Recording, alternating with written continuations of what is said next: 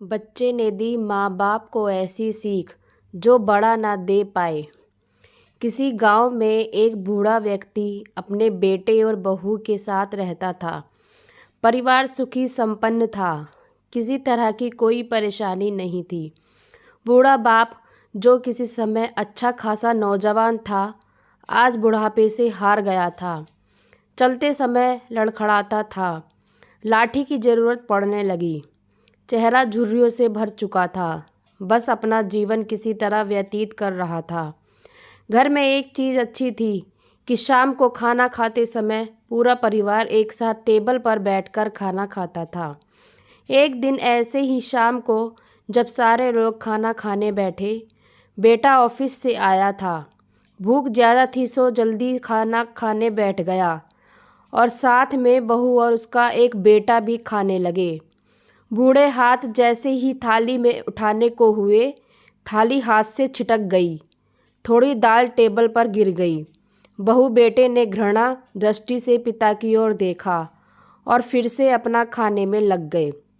बूढ़े पिता ने जैसे ही अपने हिलते हाथों से खाना खाना शुरू किया तो खाना कभी कपड़ों पर गिरता, कभी ज़मीन पर।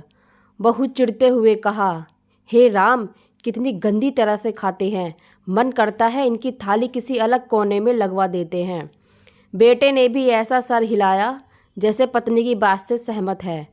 उनका बेटा यह सब मासूमियत से देख रहा था। अगले दिन पिता की थाली उस टेबल से हटाकर एक कोने में लगवा दी। पिता की डबडबाती आंखें सब कुछ देखते हुए भी कुछ बोल नहीं पा रही थी।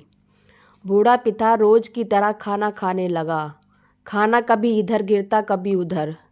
छोटा बच्चा अपना खाना छोड़कर लगातार अपने दादा की तरफ देख रहा था। माँ ने पूछा, क्या हुआ बेटे, तुम दादाजी की तरफ क्या देख रहे हो और खाना क्यों नहीं खा रहे? बच्चा बड़ी मासूमियत से बोला, माँ, मैं सीख रहा हूँ कि वृद्धों के साथ कैसा व्यवहार करना चाहिए। जब मैं बड़ा हो जाऊँगा और आप लोग बूढ़े हो जाओगे तो मैं भी आपको इसी तरह कोने में खाना खिलाया करूँगा। बच्चे के मुंह से ऐसा सुनते ही बेटे और बहू दोनों कांप उठे। शायद बच्चे की बात उनके मन में बैठ गई, क्योंकि बच्चा ने मासूमियत के साथ एक बहुत बड़ा सबक दोनों को दिया था।